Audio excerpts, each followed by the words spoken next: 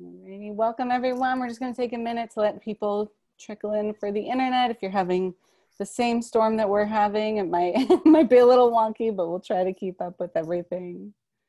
You can hear the thunder maybe. Thanks everyone for coming out tonight. I'm Gracie. I'm the events coordinator for print. A few little housekeeping details before we start, and we have some excellent cat content to go with that. If you have any questions during the event, please feel free to enter them in the chat box on the bottom right or in the question and answer function, which is on the bottom bar of your screen.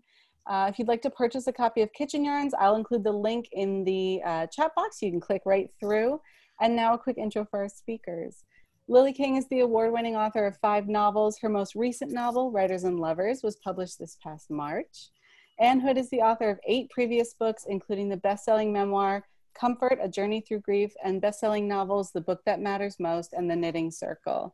She lives in Providence, Rhode Island. Please join me in virtually welcoming Lily King and Anne Hood. Hi, Anne. Hi, Lily. Thank you for coming to Maine virtually. Yeah, I told you, you were the last non-relative I hugged. I saw you at that event in Rhode Island, and I don't think I hugged another person who wasn't like a relative. Oh my God, that was March 9th. And remember that woman took a selfie and you almost fell off the chair, like no selfie, you know, we didn't know, but we were. Oh, I know. Maybe that was that's so weird. I remember feeling it was weird to be in a restaurant and like, how much longer can this go on? And then by the end of the week, everything was shut down. Yeah, yeah. I mean, that crowded restaurant, crazy. Crowded restaurant, I know. But I'm glad I got to hug you. Well, I'm so glad we're doing this. This is really, really fun. So we're going to talk about Anne's new book, Kitchen Yarns, Notes on Life, Love, and Food. And it's really pretty much everything that Anne Hood does best is right here in this book. I mean, it's so deliciously personal. And your passion and love of food just like, you know, explodes off of the page. And you never, ever disappoint. Like you just always give us the tidbits, the love stories, you know, the things that we really want to know. You know, a lot of writers are really good but often they write well about things that are not necessarily the number one thing we want to know, right? But we put up with it because, you know, so good. You're so good and you give us the real stuff we want to know, which I love. So I guess my first question really is about voice, because no matter what I read of yours, your voice is just always so strong and so compelling. And I always feel like I would follow whatever narrative you're telling anywhere, because the voice is just so intoxicating. And when you're writing about your own life, I don't know, you know, you have this power to make it so compelling. And I'm wondering, is that something that you developed, always had in 5th grade, or? Definitely not in 5th grade. What's going on with that? How did it grow? How did it? I don't know. It's funny because, you know, I think when you're a little kid and you want to be a writer, you want to write like Little Women, Nancy Drew, you don't want to write about your life. You know, you don't think anything about you is interesting. And I think for writers of my generation, that was probably true for a very long time. And when my first novel came out 1,000 years ago, somewhere off the coast of Maine, I had an essay in the style section of the Washington Post about my only other job other than being a writer, which was being a flight attendant. And my wonderful publicist at Doubleday said, I just have to tell you something, you should be writing personal essays. And I cracked up. I'm like, who would ever care about my boring life? Like, personal essay was it was something you read in high school. You know, those old French guys, and, you know, they weren't interesting and illuminating but I think she was onto something in that when I wrote about something about my life, I just kind of could do it without, you know, those writerly voices on you. So I don't know. I think it just, and then slowly when magazines were a thing, like they existed, I was able to start writing personal essays for magazines. And I think it just kind of, the voice you're talking about just kind of developed or was always there, because it wasn't like the burden or the wanting to be a writer, like when you write novels, not to denigrate writing nonfiction, but I think as a young writer, it's like you're a novelist. You know, I don't know, maybe you feel this too, Lily, like you write wonderful personal essays, but it's such a different thing than like your novels have a different feeling or something. Yeah. And so you've been writing personal essays all along. Well, that first one was published in the Washington Post in 1987. You know, I was 5 when it was published, haha. And just sort of once that came out, the Washington Post sort of liked that voice. And thank you, my husband just delivered a whiskey sour, so that's. Cheers. That came out, and I think it sort of gave me license to try it more. And because magazines were such a viable place for writers to write, I had like sort of a place to do that. Yeah. Oh, that's really interesting. Well, I want to get to the flight attendant stuff later on. Okay. But, I thought we'd just like dig into the food aspect of this, and I just wanted to read something from the introduction of the book. When I write an essay about food, I'm really uncovering something deeper in my life: loss, family, confusion, growing up, growing away from what I knew, returning, grief, joy, and yes, love. I'm just wondering if you could talk a little bit about what is the connection between food and what it uncovers for you. And, you know, I mean, that might seem really basic to you and very universal, but like, let me tell you, I could tell you about my mother's spaghetti, and I would say it was good. It had meat in it. And that is all I could tell you. Like, I could not, you know, transform it into this incredibly evocative thing that goes through decade and switches back and like goes under and over and everything. And I just, you know, I'd like to hear a little bit about that. You know, I'm thinking when you say that about your mother's spaghetti, but of a friend of mine who would come home, you know, as an adult, and his mother would be at the stove, you know, stirring something. He'd say, "What's for dinner?" And she'd say, "Meat." And he'd say, "What kind of meat?" And she'd say, "What does it matter?" Because it was just, she boiled all the food, you know, just, I did not grow up in that environment. I mean, food and family dinners and cookouts, and I know this is not unique, but my family came together around food. You know, I'm Italian American, which I think did have something to do with it. But it also was, we realized that food was a portal into, the music's still playing. I just realized, sorry guys. I can hear it. Into our Beatles music. But for my family, like everything happened around the kitchen table. And so I think from early on, I just associate that with, that's when you talk. That's when you can say what you can say. I mean, I think as a modern parent, it happens too in the car, but my mom wasn't driving me to lessons and things. You know, we met around the kitchen table, and she was one of 10 kids, my mom, and we lived with her mother. Her mother lived with us, and that house was still everybody's house. And so her family came and went like they still lived there. So there would be, without exaggeration, 40 or 50 people for Sunday dinner, with the aunts, the uncles, the cousins, the sort of vague cousins and people we didn't even really know who they were. And you made little circles, you found your people and you talked. So I just think early on, I associated food with all those emotions that you brought up, Lily, like, and so I kind of misquote this, but MFK Fisher said something like, the great food writer, I don't write about food, I write about love. Yeah. And to me, that sort of goes, but it goes a little bit, I take it a little bit more, because I think food is a portal into not just love, but all sorts of stuff, emotions. Yeah.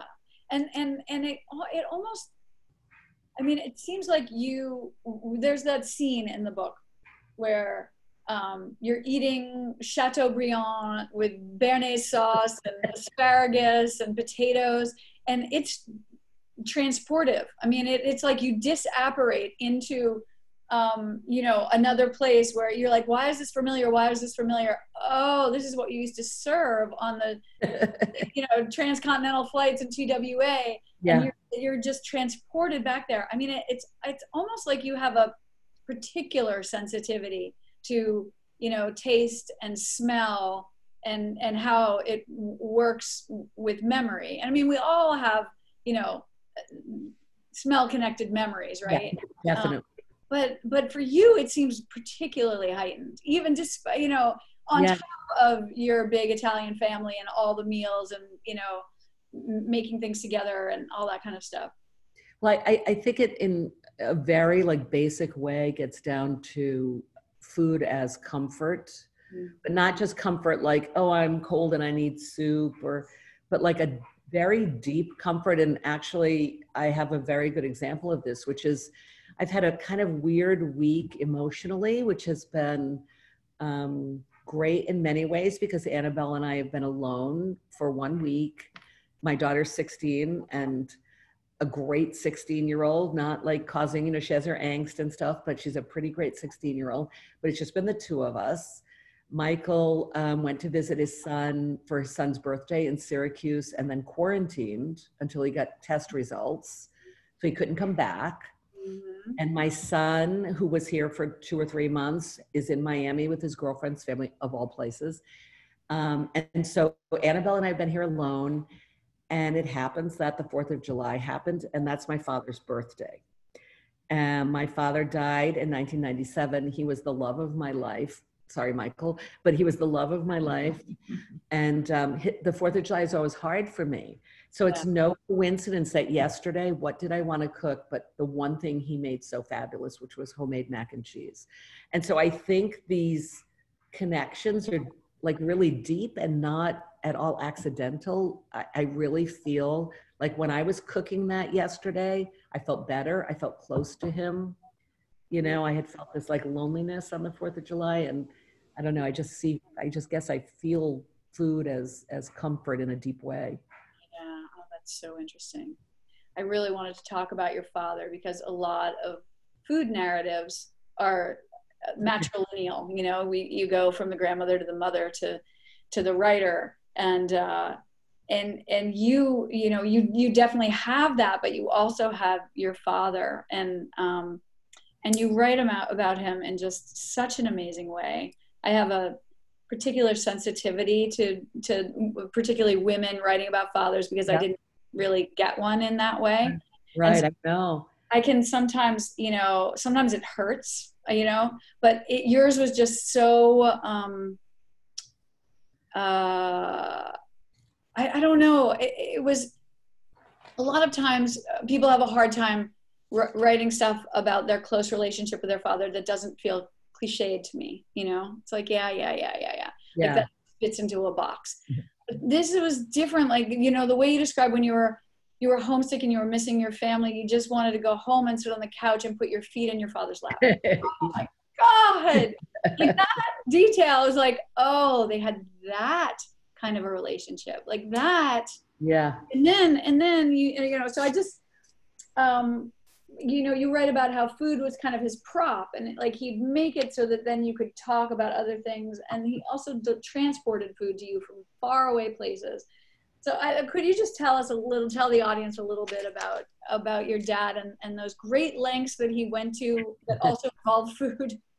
Well, the one that comes to mind as you're talking is, and I just have to say my mom was great and loving and nurturing, but she was tough.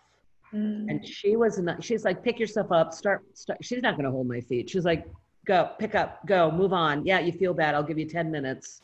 Now go on. But my dad was like the big marshmallow. You know, he was the guy.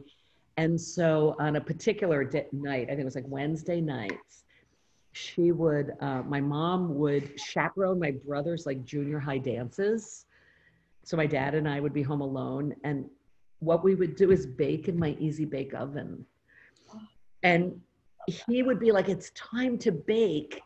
And he'd have the little mixes that you got somewhere, I don't know, and we'd make chocolate cakes and we'd frost them, and he'd sit with his beer and like the tiny cakes, and he'd put them on plates, and we'd have napkins, and it was like the highlight of my week. Oh, That we cooked and ate those bad. I mean, they were terrible. I mean, they all tasted the same, and it wasn't really right. You know, they were slightly off, but those nights were so great.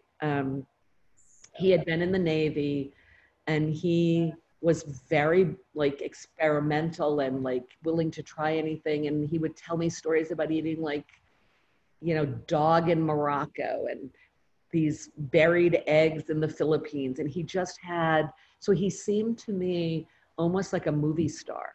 You know, he took on those properties. And I always say that because of him is why I love to travel, because he made me hungry for the kinds of experiences he had had. But even into my adulthood, I could go on and on, but of course I won't. But two things. One is I broke up with the boyfriend I loved so much. I lived in New York, but I had to break up with him. And I was so bereft. And my father, not my mother, my father drove alone to New York with all the food, like comfort food for me, and just fed me, which was great. love that. It's amazing. And when I was pregnant, he would bring me, and I was on bed rest for a while. He just brought me food and sat with me. My mother would worked, and she's like, "You'll be fine. You know, don't worry about it."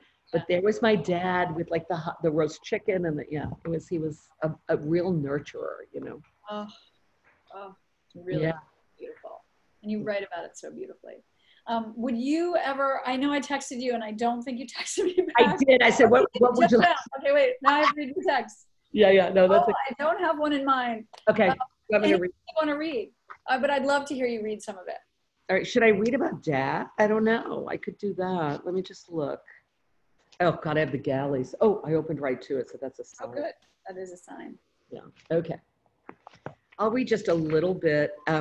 This is from an essay called My Father's Pantry, which was originally in Tin House. And so just like a little catch up for people who don't know, it was my editor and agent who sat me down once at lunch, and Lily, you know, that can be great or terrifying. It's like, why have they called me here? You know, have I done something like bad, or I haven't written anything lately, so what? And they had asked me to collect my food essays, and I was like, I don't write about food. And they were like, well, you kind of do. You know, you received these 2 Best American Food Writing Awards. And I was like, yeah, but that's just a fluke. And they're like, oh. And then my editor said the thing a writer loves to hear. If you could pull those together, I'd give you a contract tomorrow. I'm like, I think I could do that. Yeah. So I went and looked. And in fact, I realized I had been writing about food sort of accidentally, but this was one of those essays. And it's about my dad, so. My father fed me shake and bake pork chops, rice-a-roni, always together and always gummy, with a side of canned peas swimming in margarine. Meatloaf mixed with dried onion soup, served with so much ketchup, I don't remember how it tasted. He wrapped chicken, canned potatoes, cream of mushroom soup, and a hefty dose of poultry seasoning in tinfoil, cooked it on the grill, and called it Chicken Bountiful. I stayed thirsty for a week after eating it. When he made me a grilled cheese sandwich, he pressed it so flat I could have used it as a Frisbee. He burned it on one side, the other side was hardly cooked. He served that grilled cheese with Campbell's tomato soup made with milk instead of water and spiked with lots of celery salt. He put sugar in scrambled eggs, salt on watermelon, and orange American cheese on apple pie. I did the same, not because it tasted good, but because I liked the oddity of it. Pass the salt, I'd say when I grabbed a slice of watermelon. My father would nod, that's right, watermelon has no flavor without salt.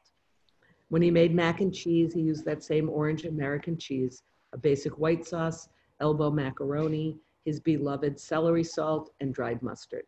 He called it baked macaroni. It was his specialty. Celery salt was his favorite spice, his secret ingredient.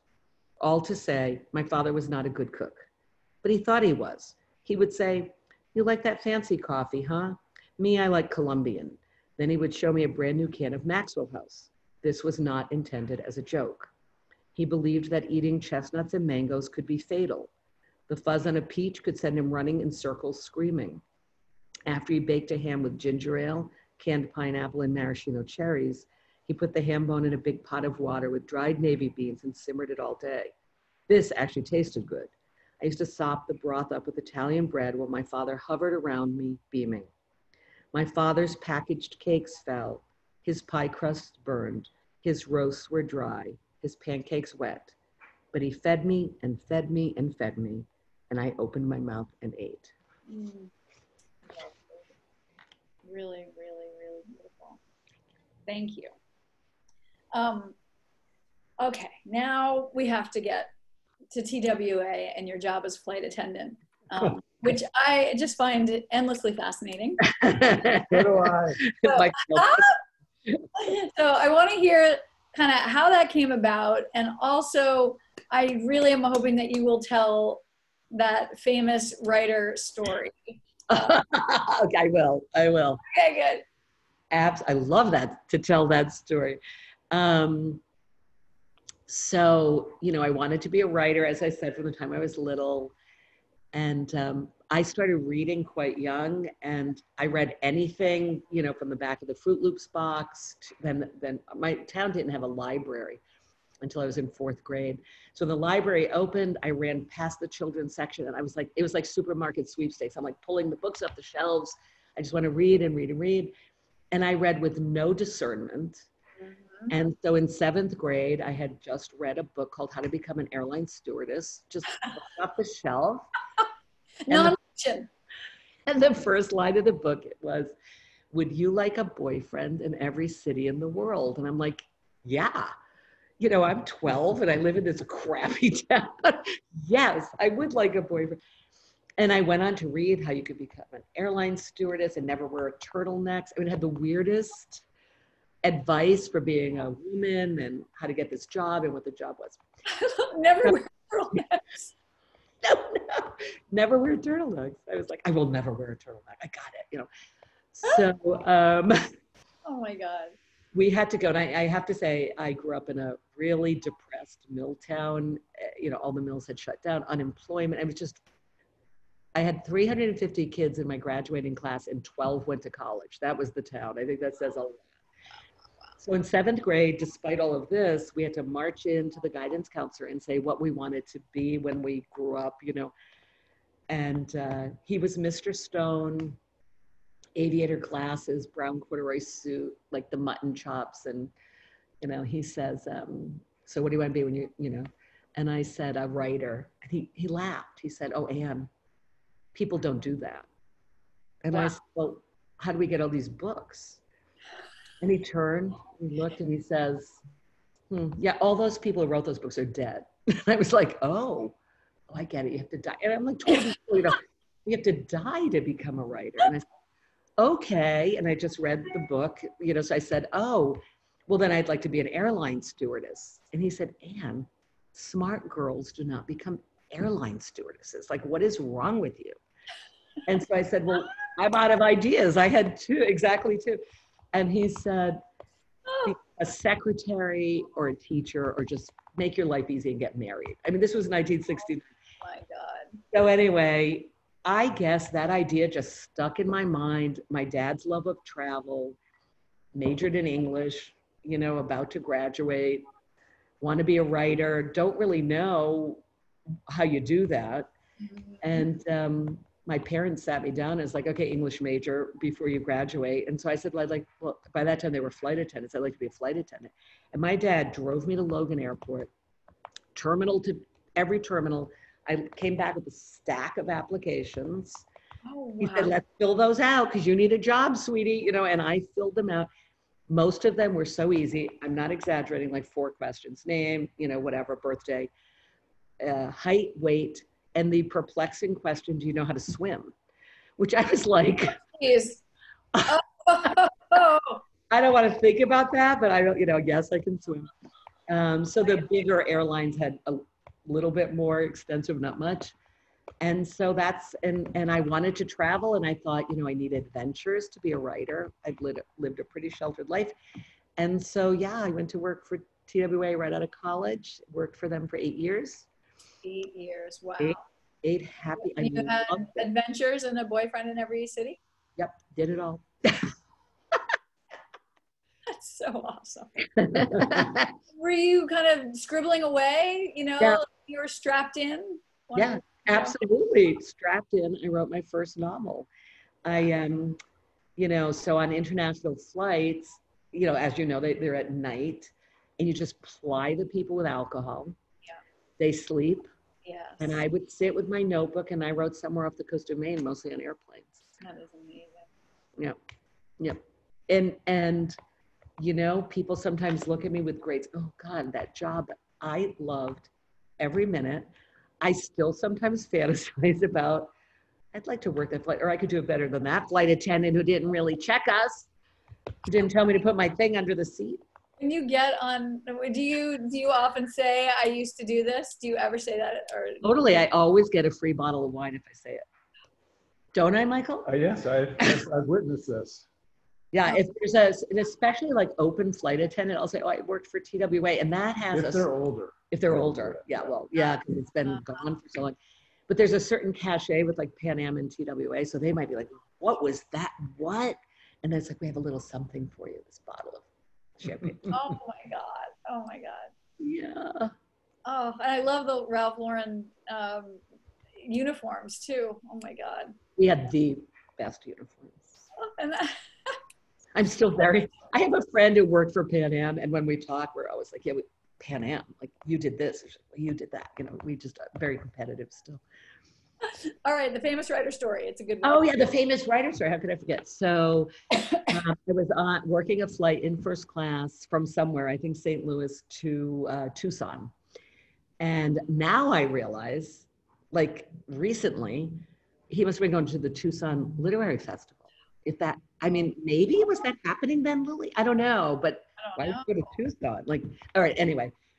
So this guy gets on and he's really weird. Like it's like he's never been on a plane. He's pushing buttons he shouldn't push. And he's opening and closing and he's looking at his seat and he doesn't know where to put stuff. And I was like, this is weird. Like, what's up with this guy?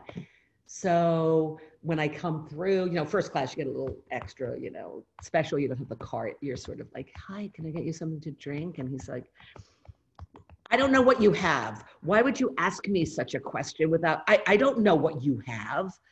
And I'm like, well, my total flight attendant training, we have this, we have that, and he orders whatever.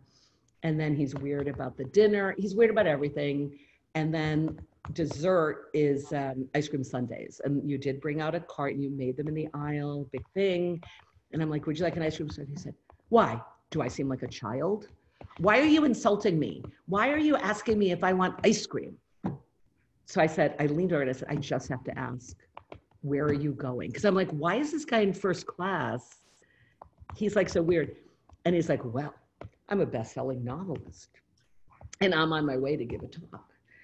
And I said, oh my gosh. So I had just sold Somewhere Up the Coast of Maine, which I sold while I was a flight attendant, but it took like 3 years for it to come out. So I said, wow, I just sold my first novel. And he rears back and he looked at me and he said, you look too stupid to be a writer. And like, me today would have like, who knows what I would have done. But I was so well trained. Like I was a TWA flight attendant. Never would I. So I said, oh, I'm sure what you mean is that you don't expect a flight attendant to also be a novelist. And he cocks his head and he says, no, I mean, you look too stupid to be a writer.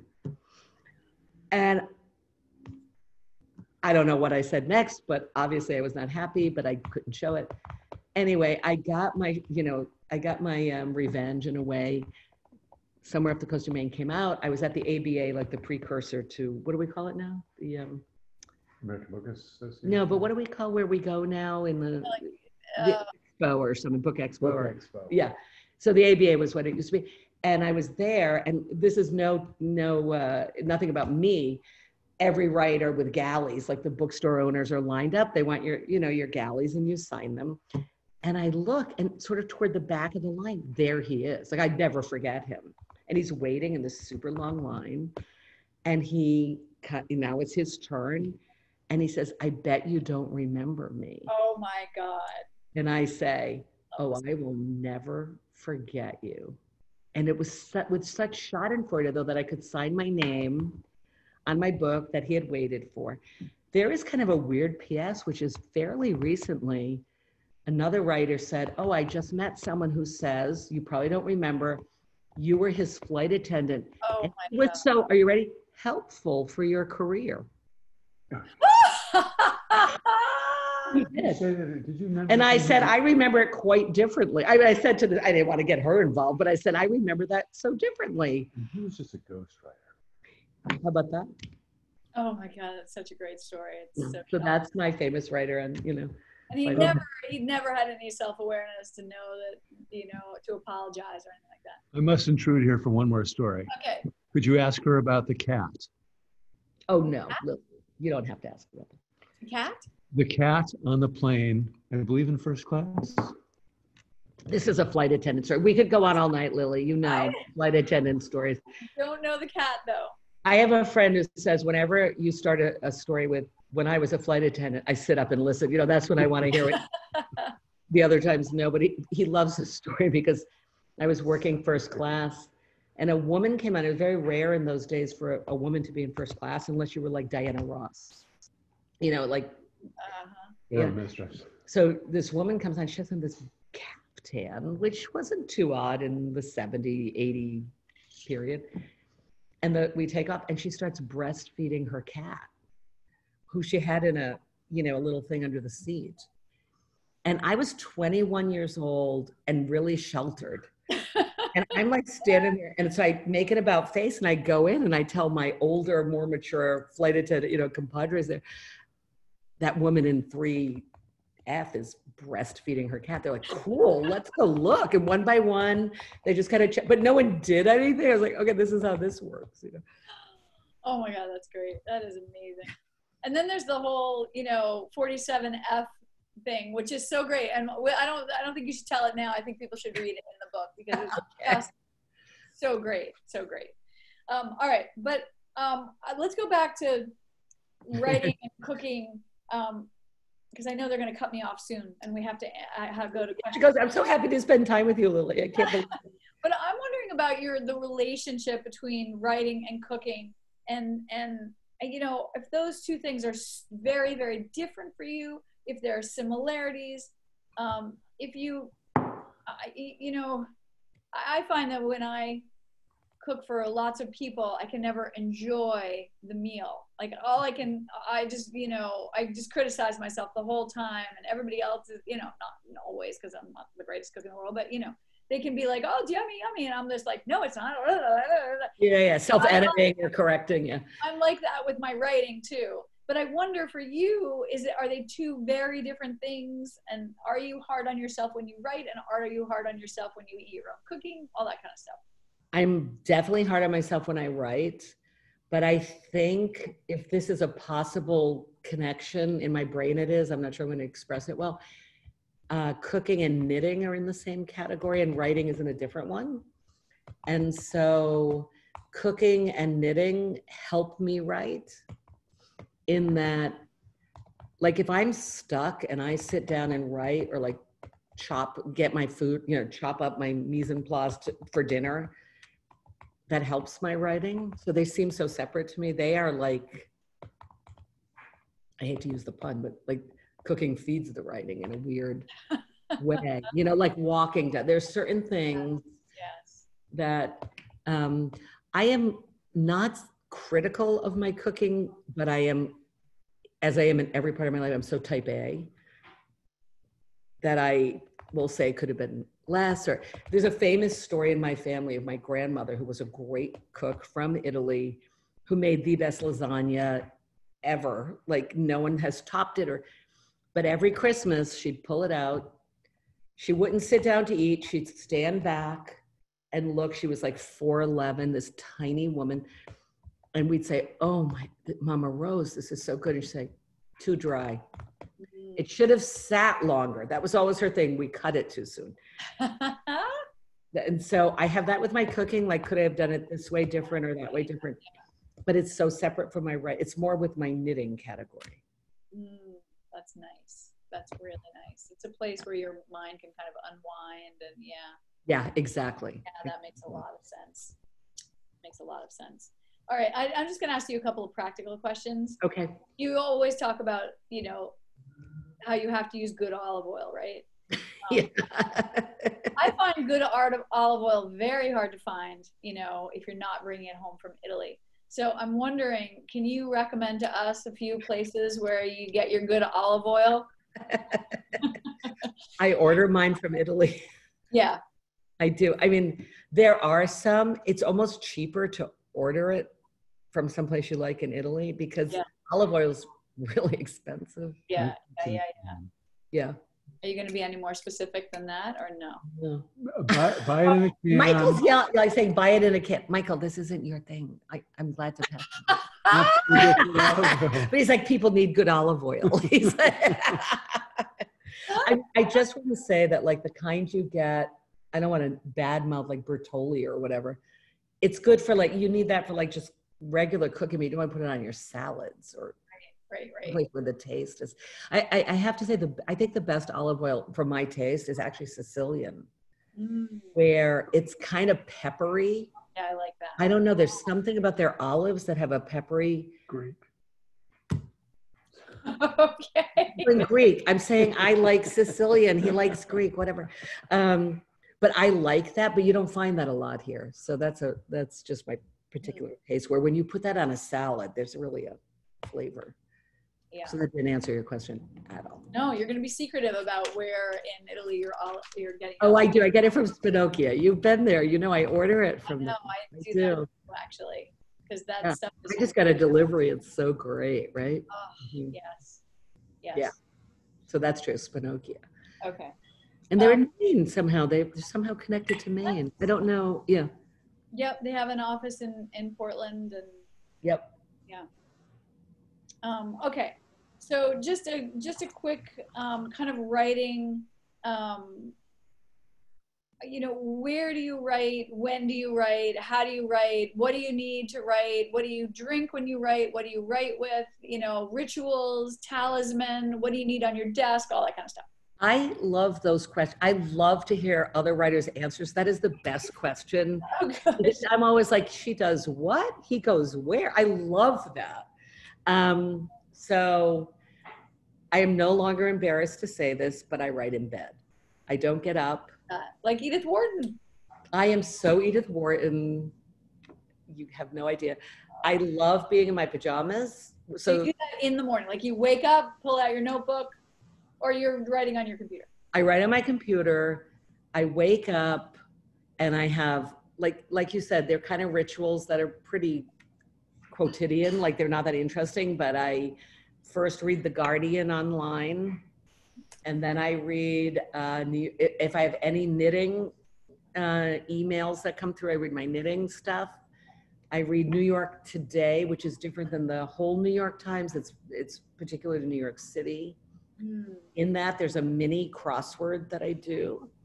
Wow. And I'm very disappointed if I'm over 40 seconds in completing it. I told you I'm type A, but I do that. Then I turn to the newspaper. All this while I'm drinking coffee.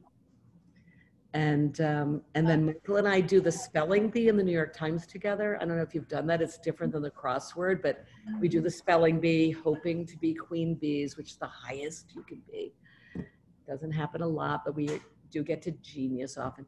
And then around 9:30, we part, and I write. And are you eating? Not really. So often Michael will make me an egg or something and bring it to me, and they're delicious, and it's great. But if he wasn't here and he didn't do that, I'd probably not eat. Wow. But lots of coffee.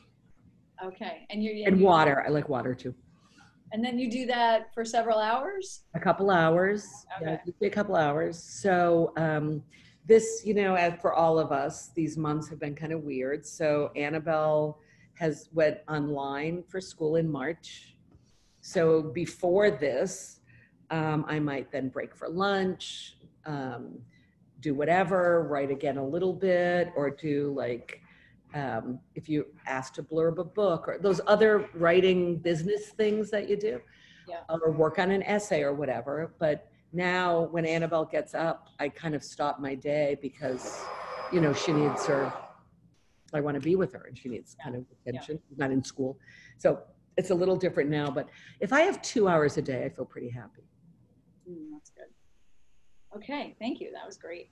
All right, one more question, and then we'll go to questions from the audience. You know, a few of your all-time really favorite books, really as an adult, not necessarily your childhood ones, but you know, ones that you know you return to that are really kind of inspirational or remind you why you love to write. What are some of those books? So I mean, this first answer, the initial response is maybe the most boring answer in the world, but I just love The Great Gatsby.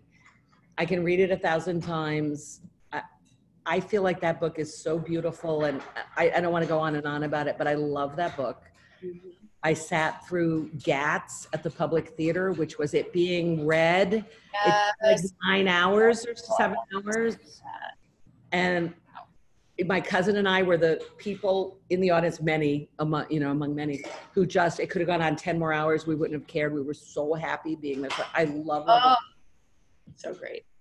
I have really, and this is kind of a response only because of the time we're in, I have found that I am really loving to read writers, British writers, female writers from the 1950s. Not like Jane Austen, not back there, but like kind of right after World War II or something.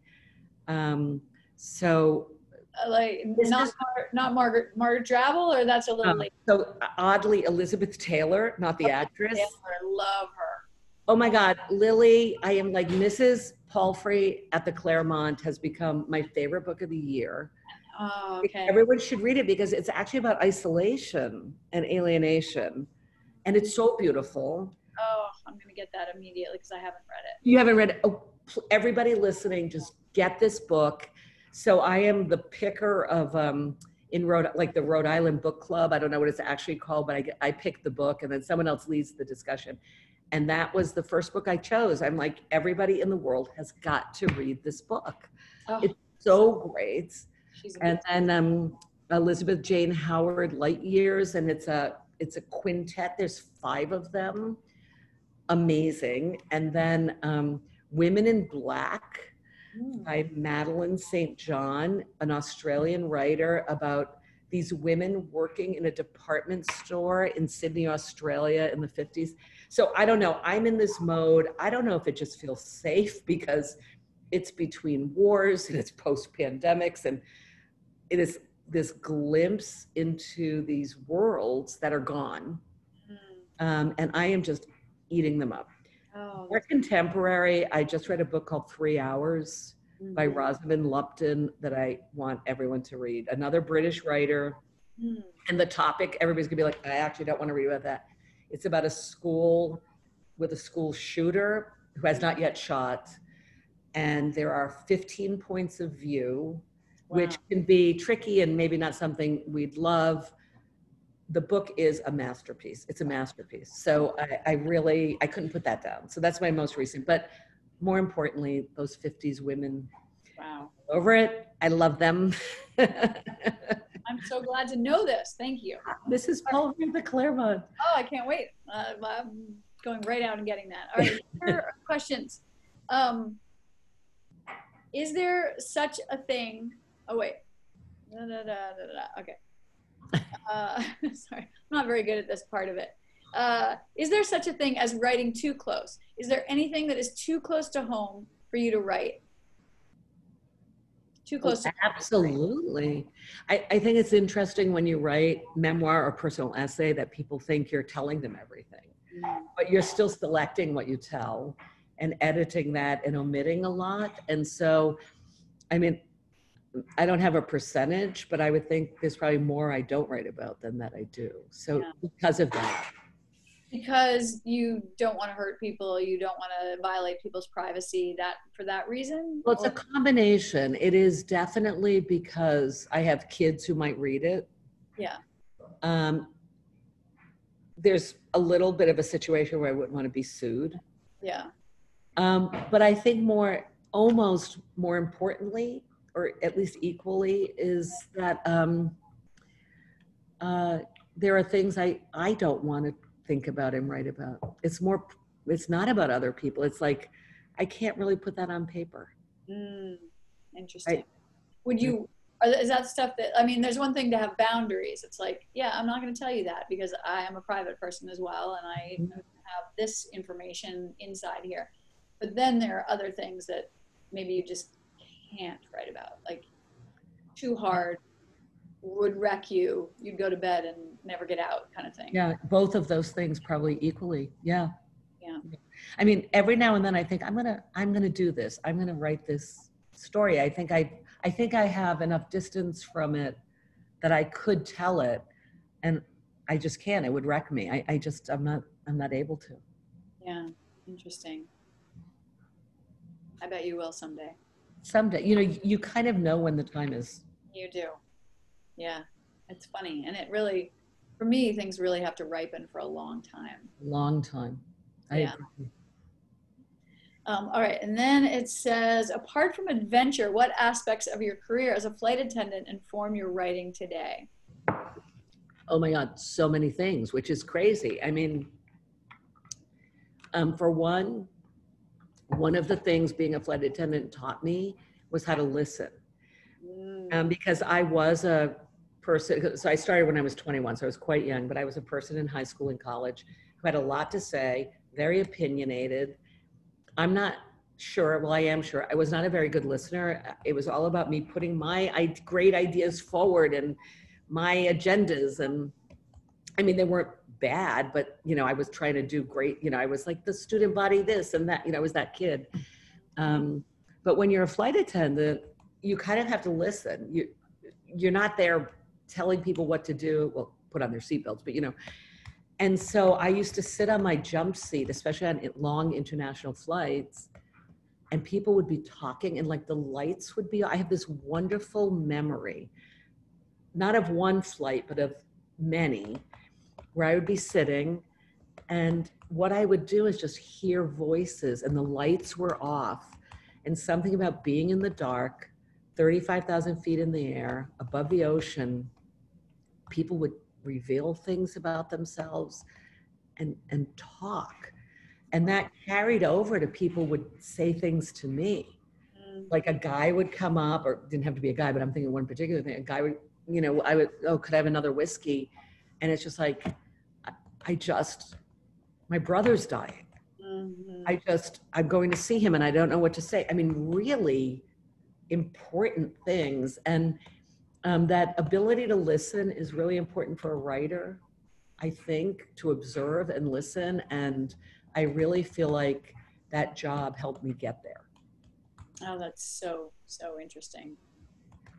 Also, like those are that's such a short story feeling, like you're up high and life is down below and people are traveling to a crisis situation and it's almost like a little short story, that guy saying I'm going to visit my brother, so you're getting all these little vignettes that are intense. Yeah, these little bubbles, like I don't know if you saw Ponyo, that movie Ponyo, but everybody's in their little, it's one of those Miyazaki movies, but there's this great image of everybody in a bubble kind of moving forward, and it always makes me think of flying. Like here you are in your bubble, and when you land, it's like you never talk to these people and the light is different. And Right. Oh, that's really interesting. All right, the next one is, do you still have your TWA Ralph Lauren uniform? No, but hold on a second. Oh, love it. I'll step in her stead.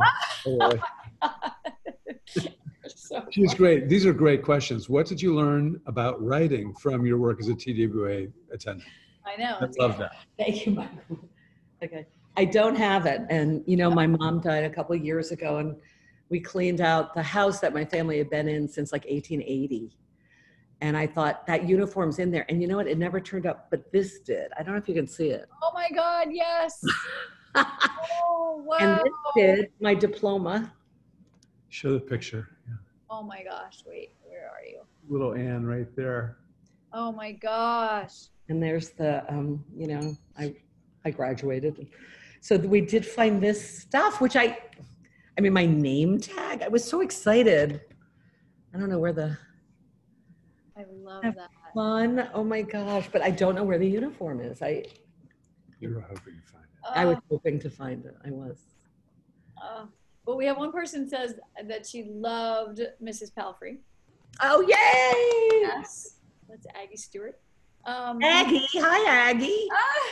If anyone wants to check out our Mrs. Palfrey at the Claremont, we can order that for you at Print Bookstore. Okay, so Please order it, everybody. Yeah, I read it Bookstore. too. It was great.